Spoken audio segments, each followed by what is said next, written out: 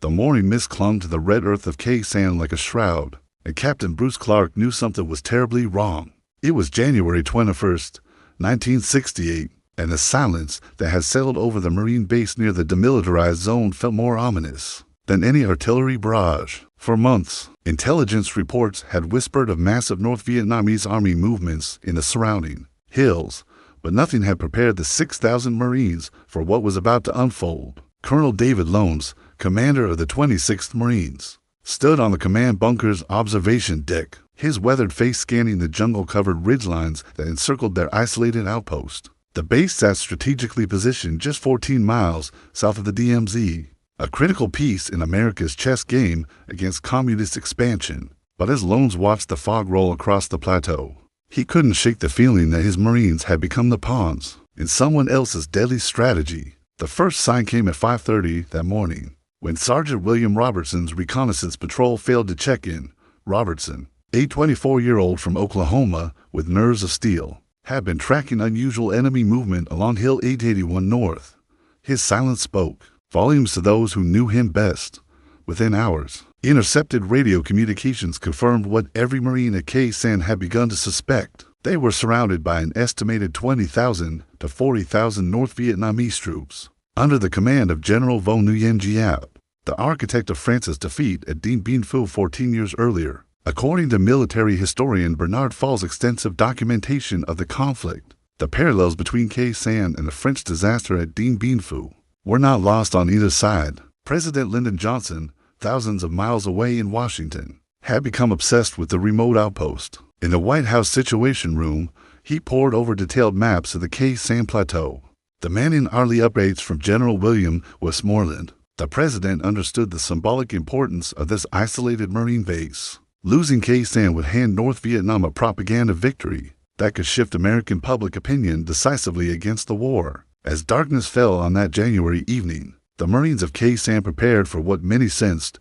would be their greatest test. Private First Class Michael Archer, barely 19 and fresh from boot camp at Paris Island, cleaned his M16 rifle for the third time that day. Around him, seasoned veterans like Gunnery Sergeant Thomas Matthews quietly distributed extra ammunition and checked defensive positions that had been hastily reinforced over the past weeks. The base itself sprawled across a plateau roughly 1 mile long and half a mile wide, defended by a complex network of trenches, bunkers, and razor wire. The main runway, essential for resupply operations, lay dangerously exposed to enemy observation from the surrounding hills. Colonel Lones knew that once the siege began, every supply flight would become a deadly gamble against North Vietnamese artillery and anti-aircraft fire in the distance. The sound of digging echoed through the night as North Vietnamese sappers moved closer to the Marine perimeter. The enemy had spent months preparing for this moment, constructing an intricate network of tunnels,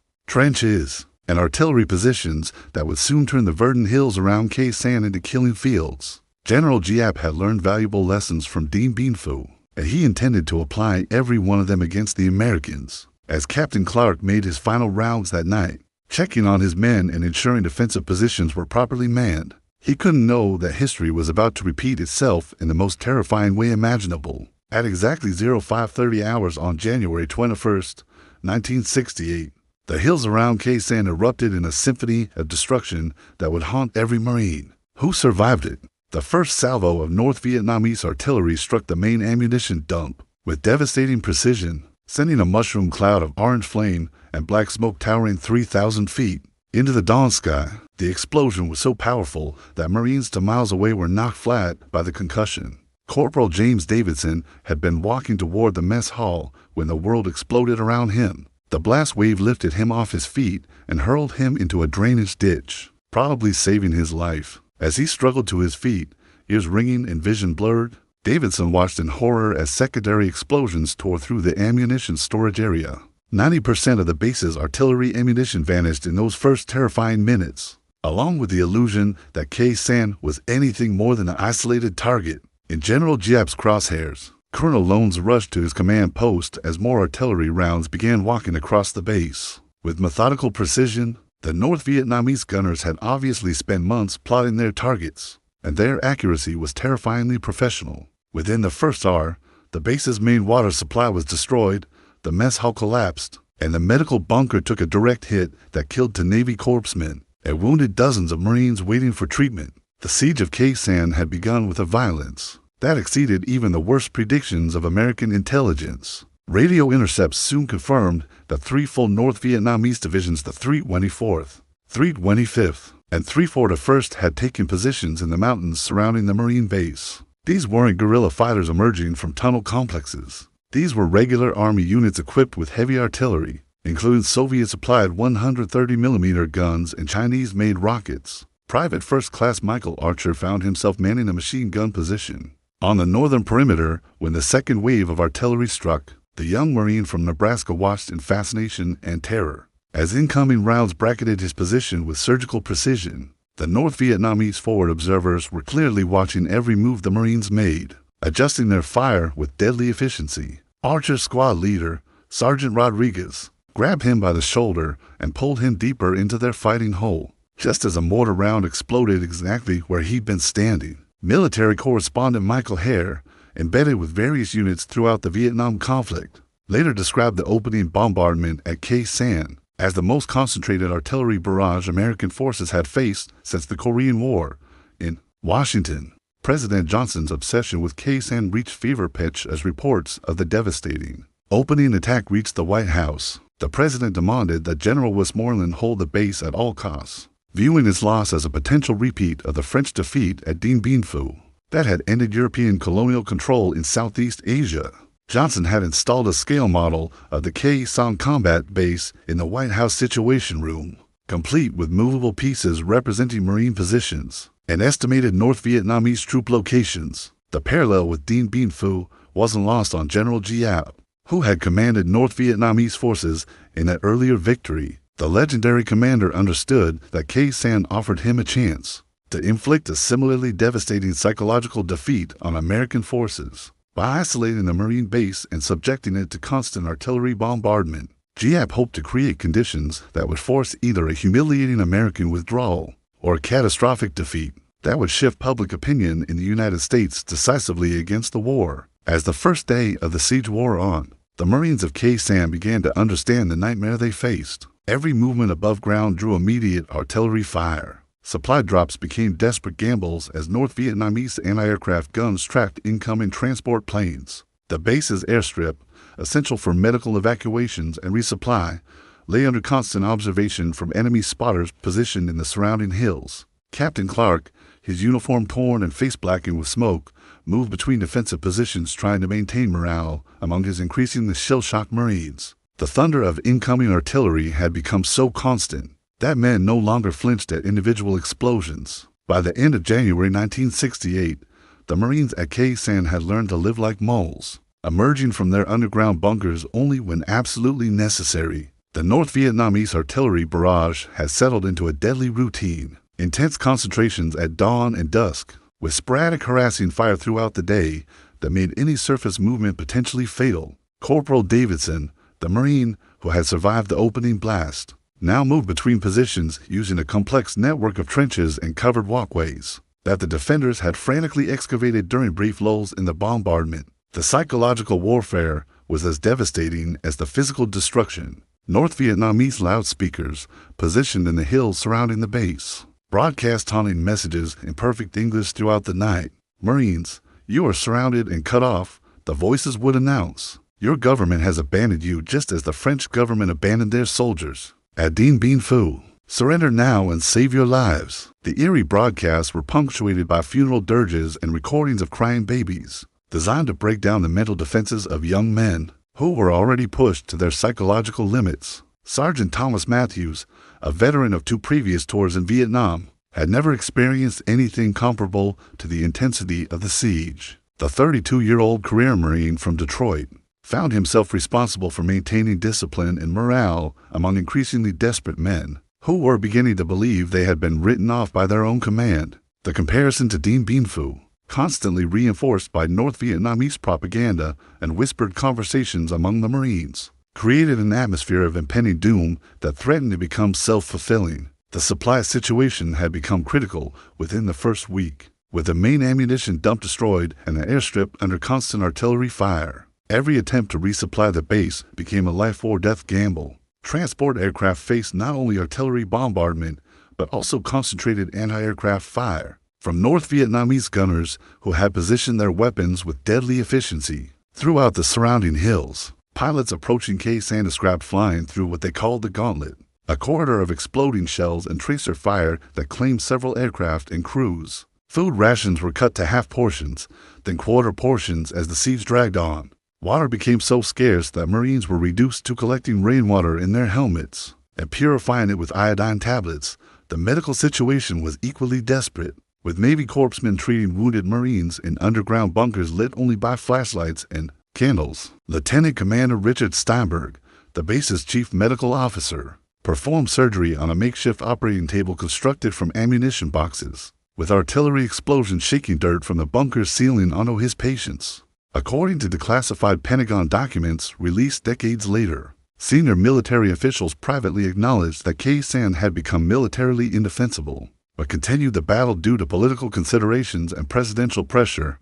The Marines' isolation was made more complete by their awareness that massive North Vietnamese forces were massing throughout the region for what would become known as the Tet Offensive. Intelligence reports suggested that the siege of Khe Sanh was designed to draw American attention and resources away from major population centers, where the real North Vietnamese offensive would unfold. This strategic deception meant that the Marines defending Khe Sanh were not only fighting for their own survival, but unknowingly serving as bait in a much larger enemy strategy. Private First Class Archer, now a veteran of 2 weeks under siege, had aged years in that short time. The teenager from Nebraska, who had arrived at Khe Sanh filled with Marine Corps' pride and confidence, had been transformed into a hollow-eyed survivor who measured time between artillery barrages and calculated the odds of living through each day. His letters home, when mail could be gotten out, spoke of homesickness and fear in ways that his parents could barely comprehend. Colonel Lones, despite maintaining an outward appearance of confidence for his men,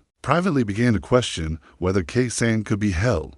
The North Vietnamese had demonstrated a level of tactical sophistication and firepower that exceeded American intelligence estimates. More troubling still, intercepted communications suggested that General Giap was prepared to accept enormous casualties to achieve a decisive victory that would parallel his triumph over the French 14 years earlier. February 1st, 1968, dawned with an unusual quiet that made every Marine at Khe Sanh nervous. After 11 days of constant bombardment, the sudden absence of incoming artillery felt more ominous than the explosions themselves. Captain Clark used the temporary lull to inspect his perimeter defenses, knowing that such silences often preceded major ground assaults. What he and his fellow Marines didn't realize was that thousands of miles away, North Vietnamese forces were launching coordinated attacks against major cities throughout South Vietnam in what would become known as the Tet Offensive. The strategic brilliance of General Giap's plan was now becoming clear. While American attention remained fixated on an isolated Marine base at Khe Sanh,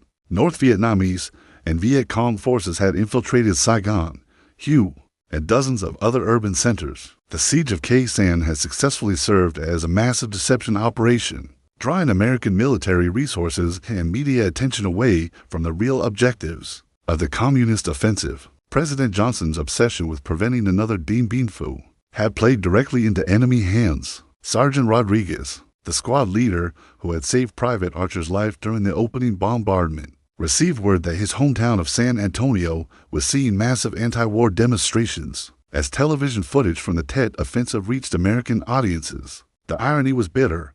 While he and his fellow Marines fought for their lives in an isolated outpost that most Americans couldn't locate on a map, the real battle for public opinion was being lost in the streets of Vietnamese cities they were supposedly defending. The psychological impact on the Marines was devastating. Radio intercepts revealed that they were facing not just 3 North Vietnamese divisions, but potentially 5 full divisions, over 50,000 enemy troops, equipped with the most modern weapons that China and the Soviet Union could provide. The Marines' own strength had been reduced to fewer than 5,000 effective fighters due to casualties, illness, and the constant stress of living under artillery fire for weeks on end. Journalist David Halberstam, reporting from Vietnam during this period, wrote that Khe Sanh had become a symbol of American resolve that neither side could afford to abandon, regardless of its actual military value. Water rationing had become so severe that Marines were limited to half a canteen per day. for all purposes drinking, washing, and cooling overheated weapons.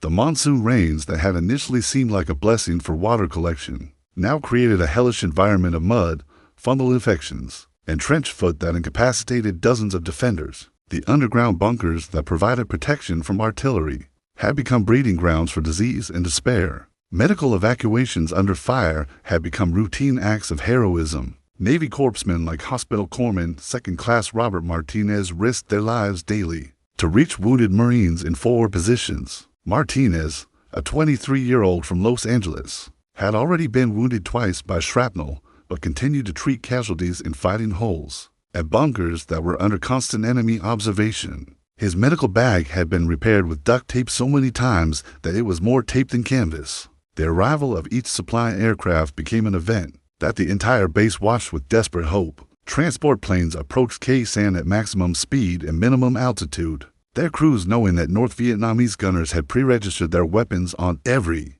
possible approach route. Some pilots developed techniques for getting supplies to the Marines without actually landing, using a method called low-altitude parachute extraction that allowed them to drop pallets of food, ammunition, and medical supplies while barely slowing down. Colonel Lones had begun planning for the evacuation of non-essential personnel, though he couldn't publicly acknowledge that the base might be abandoned. The political implications were too enormous. President Johnson had repeatedly stated that Sanh would be held at all costs, making any withdrawal a potential political disaster that could affect the upcoming presidential election. The Marines were trapped not just by enemy forces, but by the political considerations of leaders who would never face the consequences of their decisions. Private Archer, now weighing 30 pounds less than when he arrived at Sanh, wrote what he feared might be his final letter home. The young Marine from Nebraska had watched too many friends die in ways that seemed meaningless, defending an isolated outpost that appeared to serve no strategic purpose beyond preventing political embarrassment. His words to his parents carried a maturity and bitterness that no 19-year-old should possess. The realization that they were expendable pawns in a larger political game began to spread through the ranks like a contagious disease. February 10, 1968, marked the beginning of the most intensive bombing campaign in military history up to that point. Operation Niagara, personally ordered by President Johnson, unleashed the full fury of American air power against the North Vietnamese forces surrounding Sanh. B-52 Stratofortresses flew continuous missions from bases in Guam and Thailand, dropping 500-pound bombs in patterns designed to obliterate entire grid squares of jungle where enemy troops were suspected to be hiding. The psychological effect on the Marines was immediate and complex. While they welcomed any support after weeks of feeling abandoned, the massive bombing runs also served as a constant reminder of their desperate situation. Captain Clark watched from his command bunker as waves of fighter bombers streaked overhead, their ordnance exploding in the hills around the base with such intensity that the ground shook continuously. The irony wasn't lost on him. The same technology that could deliver such devastating firepower had somehow failed to prevent 6,000 Marines from being trapped by an enemy that supposedly lacked modern equipment. Corporal Davidson had become expert at distinguishing different types of incoming and outgoing fire. The whistle of North Vietnamese artillery was distinctly different from the roar of American bombs, and both sounds were different from the crack of sniper bullets that continued to claim Marines who exposed themselves for even a few seconds. The 24-year-old from Oklahoma had developed the 1,000-yard stare that combat veterans recognize immediately, the look of someone who has seen too much death and no longer expects to survive. The bombing campaign created an artificial day and night cycle around Sanh. During daylight hours, fire bombers provided close air support, striking targets within a few hundred yards of Marine positions. At night, the B-52s arrived in waves, their bomb loads creating earthquakes that could be felt 20 miles away. Arc-light missions, as they were codenamed, dropped patterns of bombs across suspected North Vietnamese positions with methodical precision that turned entire hillsides into moonscapes. According to official Air Force records, Operation Niagara delivered over 100,000 tons of ordnance in the immediate vicinity of Sanh, making it pound for pound the most heavily bombed area in the history of warfare. Yet despite this overwhelming firepower advantage, the North Vietnamese continued their siege with undiminished intensity. Their defensive positions, constructed over months of careful preparation, had been designed to withstand exactly this type of bombardment. Underground bunkers, camouflaged artillery positions, and carefully dispersed troop concentrations minimized the effectiveness of American bombing, while maintaining the psychological pressure on the surrounded Marines. Sergeant Matthews had begun to question everything he had believed about American military superiority. The career Marine from Detroit watched endless streams of the most advanced military aircraft in the world attacking an enemy that somehow remained capable of delivering accurate artillery fire on schedule every morning and evening. The disconnect between American technological dominance and tactical reality created a cognitive dissonance that affected even the most experienced Marines. The supply situation remained critical despite increased air support. While bombing missions could neutralize some enemy artillery positions temporarily, the fundamental problem remained unchanged. Sanh sat in a bowl surrounded by hills that provided North Vietnamese observers with perfect visibility of the base and its single airstrip.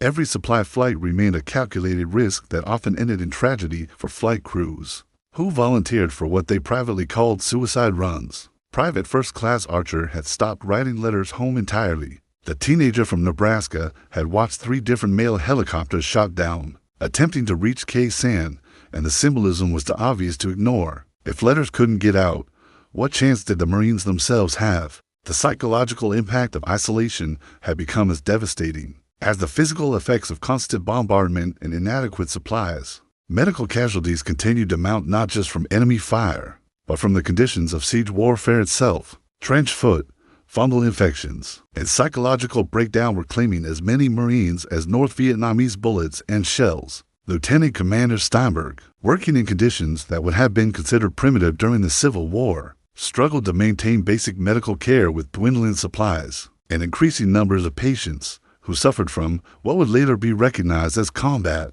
stress reactions. Colonel Lones privately began to prepare contingency plans for the complete evacuation of Sanh, though political pressure from Washington made any public discussion of withdrawal impossible. The Marine commander understood better than anyone that his men were fighting, not for tactical advantage, but for national prestige, and that their lives had become secondary to political considerations that extended far beyond the military situation in Vietnam. The relentless bombing campaign had created a surreal landscape around Sanh, where the distinction between friendly and enemy territory had been obliterated by constant explosions. March 1st, 1968, marked the beginning of the 6th week of siege, and the Marines at Sanh had been transformed into something that would have been unrecognizable to their families back home. Corporal Davidson, who had once been a robust farm boy from Oklahoma, now weighed barely 130 pounds and suffered from chronic dysentery, fungal infections, and what Navy medical personnel were beginning to recognize as severe combat fatigue.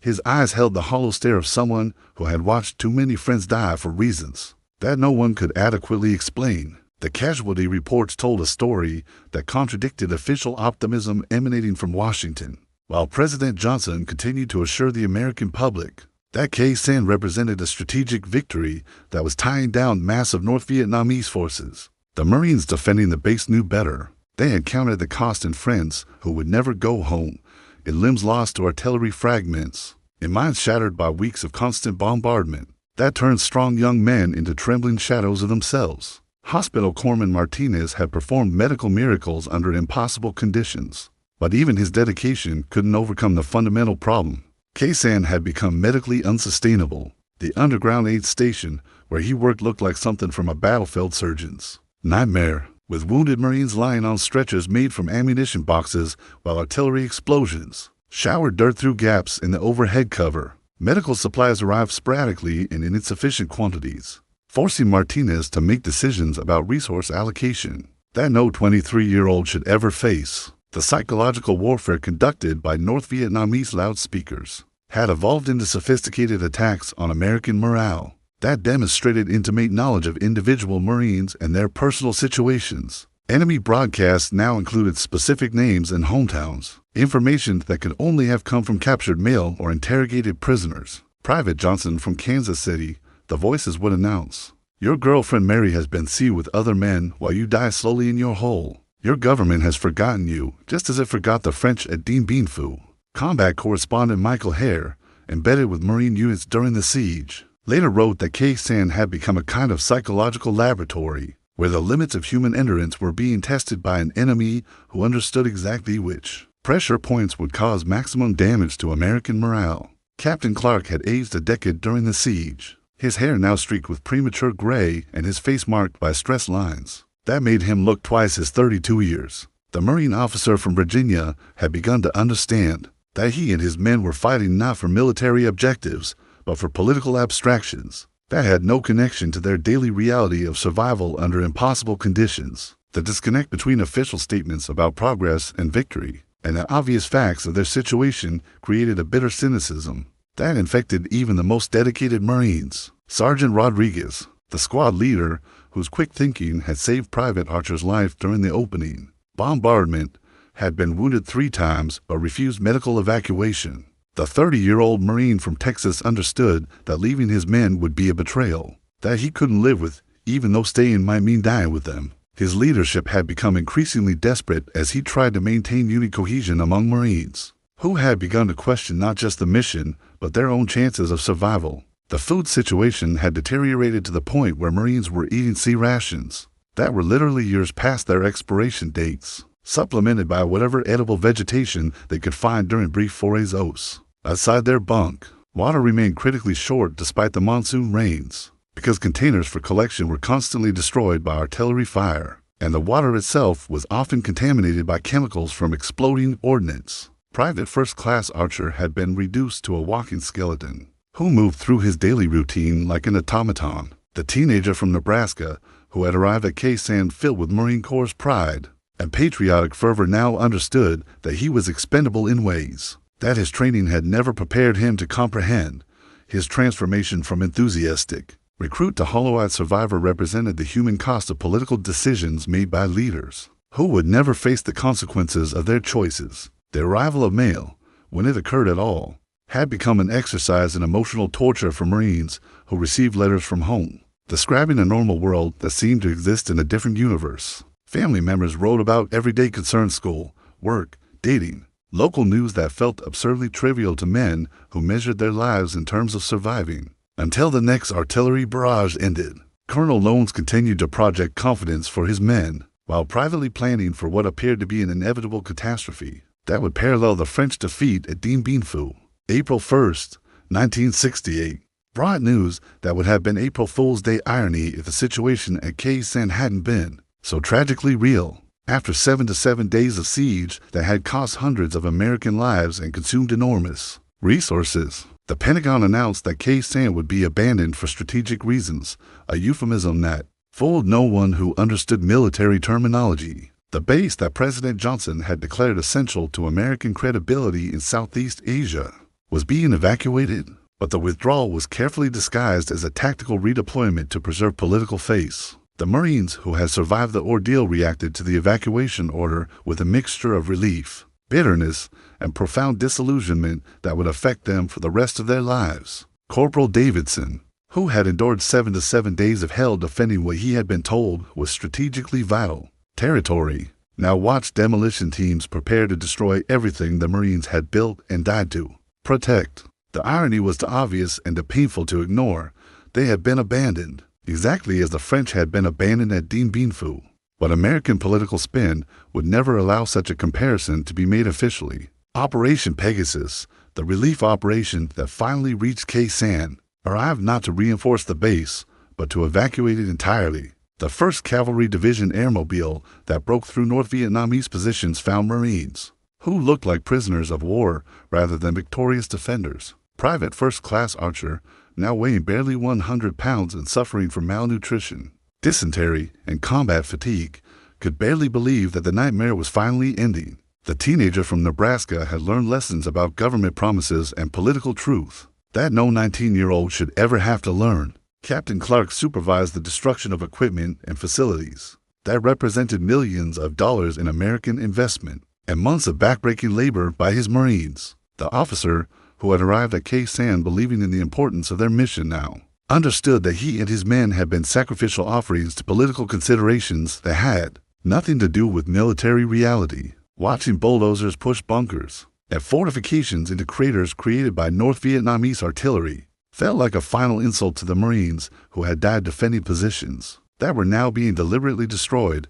The official casualty figures would be disputed for decades, But the Marines who lived through the siege knew the real cost in ways that statistics could never capture. Sergeant Matthews, the career Marine from Detroit, who had held his unit together through sheer force of will and leadership, counted not just the dead and wounded, but the psychological casualties who would carry Sanh with them forever. Combat fatigue, later recognized as post-traumatic stress disorder, affected virtually every Marine who endured the full 7 to 7 days of siege. Military historian Louis Sorley, in his comprehensive analysis of the Vietnam conflict, concluded that Sanh represented everything that was wrong with American strategy in Vietnam: political considerations overriding military logic, tactical success disguising strategic failure, and the lives of young Americans expended for objectives that were abandoned as soon as political pressure was removed. Hospital Corpsman Martinez, who had performed medical miracles under impossible conditions,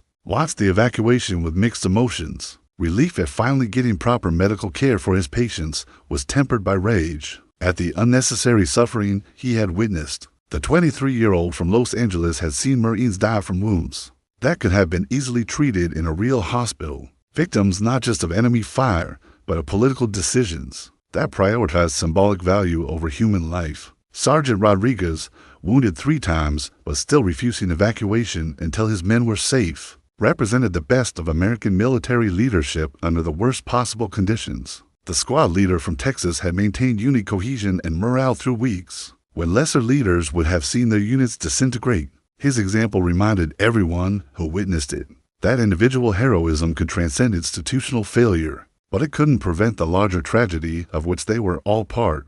The North Vietnamese allowed the American evacuation to proceed without major interference, a gesture that spoke volumes about the real strategic situation. General Giap had achieved his objectives. American forces and attention had been diverted from more important battles. Enormous resources had been consumed defending an ultimately worthless position, and American credibility had been damaged in ways that careful political spin couldn't entirely disguise. As the last Marine helicopters lifted off from Sanh on April 5, 1968, they carried survivors who would never fully recover from what they had experienced. The Battle of Sanh had ended not in victory or defeat, but in abandonment disguised as strategic redeployment, a fitting conclusion to America's 7 to 7 day ordeal that had cost so much and accomplished so little. The red earth of Sanh, soaked with American blood and scarred by countless explosions, would return to Jumbo within months, leaving no trace of the suffering and sacrifice except in the memories of those who survived and the graves of those who didn't.